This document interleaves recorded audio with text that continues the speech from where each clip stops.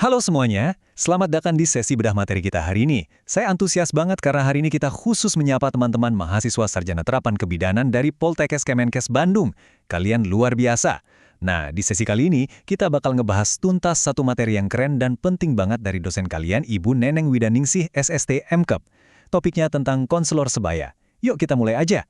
Gini ya, sebagai calon bidan, kalian tuh lagi ada di fase transisi yang luar biasa. Dari praktisi di klinik, jadi penggerak di masyarakat. Dan percaya deh, salah satu senjata paling ampuh kalian nanti di lapangan adalah gimana cara memberdayakan para remaja.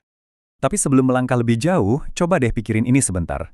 Kenapa sih remaja itu jauh lebih milih curhat masalahnya ke teman sebayanya daripada ke orang tua atau guru? Realistis aja, emang begitu kan kenyataannya. Ada semacam jurang komunikasi yang lumayan lebar antara dunia remaja dan orang dewasa. Apalagi kalau udah nyerempet urusan pribadi atau kesehatan reproduksi. Mereka tuh sering ngerasa nggak nyaman, takut dihakimi, atau ya sekedar canggung. Intinya, mereka butuh ruang yang aman. Nah, paham soal ini tuh ibarat langkah pertama kalian buat mecahin masalah kesehatan remaja di komunitas. Oke, biar runut, kita udah punya agenda yang jelas. Kita bakal bahas kenapa konselor sebaya ini dibutuhkan, 3 elemen kuncinya, peran dan topik edukasinya, posisi kalian sebagai bidan mentor, tantangan apa aja di lapangan, sampai ke indikator keberhasilan programnya. Kita masuk ke bagian pertama. Mengapa konselor sebaya dibutuhkan? Fokus utamanya adalah mengatasi hambatan komunikasi pada remaja. Kalian tahu kan ada perbedaan yang benar-benar mendasar antara sekedar konsultasi dengan konseling. Kalau di konsultasi posisinya itu nggak setara, konsultanlah yang ngambil keputusan.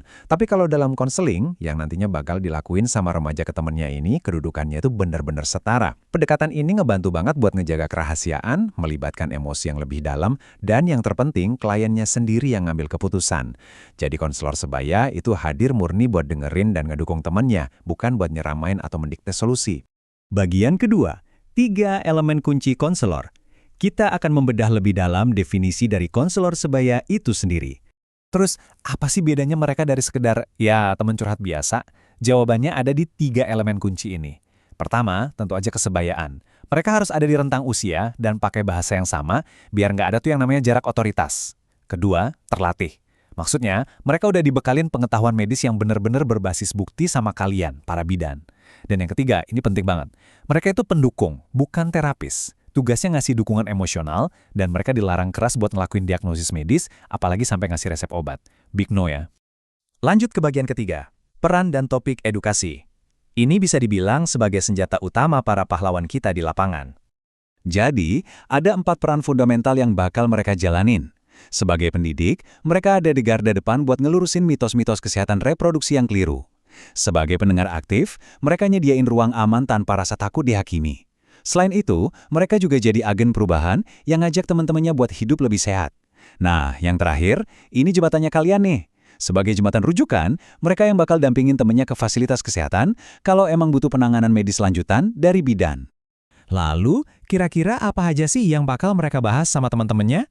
Nah, disinilah tugas krusial kalian buat ngelatih mereka soal pubertas dan kesehatan reproduksi, termasuk ngasih tahu bahaya infeksi menular seksual. Mereka juga wajib paham banget soal gizi remaja, karena pemenuhan gizi dan rutin minum tablet tambah darah itu vital banget buat mencegah stunting ke depannya.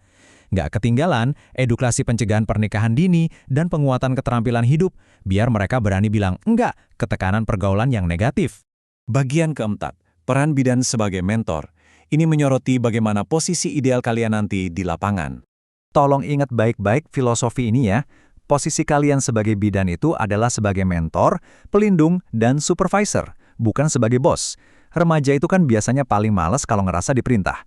Kesuksesan program komunitas kalian benar-benar bergantung pada seberapa besar empati yang kalian pakai waktu ngebangun hubungan sama mereka. Jadilah pelindung yang siap memfasilitasi dan nerima rujukan dengan tangan terbuka, bukan sekedar mandor yang cuma nuntut laporan. Kita ke bagian kelima. Tantangan utama di lapangan. Mengelola program ini berarti kita harus siap menghadapi realitasnya. Jujur aja, ngelola program di masyarakat itu nggak selalu seindah teorinya. Ada rintangan-rintangan berat. Pertama, turnover atau tingkat pergantian remaja ini lumayan tinggi karena mereka lulus atau pindah. Jadi kalian bakal butuh rekrutmen rutin. Kedua, ada risiko mereka ngelewatin batas wewenang karena ngasih saran medis yang keliru. Ketiga, kepercayaan bisa hancur total kalau rahasia sampai bocor. Keempat, bersiaplah menghadapi stigma masyarakat yang mungkin masih nganggap edukasi kayak gini tuh tabu. Dan kelima, jangan lupa, remaja ini rentan ngalamin kelelahan emosional atau burnout karena terus-terusan nampung beban pikiran teman-temannya. Bagian terakhir, keenam, indikator kunci keberhasilan program. Mari kita lihat bagaimana mengukur dampak positif dari semua usaha ini. Lalu, gimana cara membalikkan semua tantangan tadi? Ada 4 strategi penentu yang harus kalian pakai. Lakuin pelatihan yang berkelanjutan, jangan cuma semangat di awal aja. Buat alur rujukan yang super jelas, biar kalian gampang dihubungi tanpa birokrasi yang bikin pusing. Bangun sistem penghargaan, bisa berupa sertifikat atau gelar kehormatan buat ngejaga semangat dan motivasi para remaja ini. Dan pastinya, pastikan ada dukungan lintas sektor, entah itu dari sekolah atau aparat desa setempat. Kita nggak bisa jalan sendiri.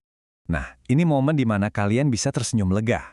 Bukti nyatanya itu kelihatan banget saat kunjungan remaja ke fasilitas layanan kalian tiba-tiba meningkat karena rujukan dari temennya. Terus mulai ada perubahan perilaku positif, kayak anak sekolah yang tertib minum tablet tambah darah. Dan puncaknya, angka kehamilan tidak diinginkan dan pernikahan dini di wilayah kalian itu menurun drastis. Semuanya makin sempurna kalau dibarengi sama keaktifan forum diskusi atau kampanye positif di media sosial mereka yang terus hidup. Sebagai penutup sesi bedah materi kita, saya mau kalian merenungkan pertanyaan ini. Sudah siapkah kalian menjadi mentor yang melahirkan agen-agen perubahan di masyarakat? Buat teman-teman mahasiswa Poltekkes Kemenkes Bandung, ilmu kebidanan itu udah cuma sebatas di ruang bersalin aja, tapi juga tentang gimana kalian melindungi masa depan reproduksi generasi muda sejak dini. Jadilah bidan yang menginspirasi. Terima kasih banyak udah mengikuti sesi ini dengan antusias, dan sampai jumpa di pembahasan seru kita selanjutnya. Semangat!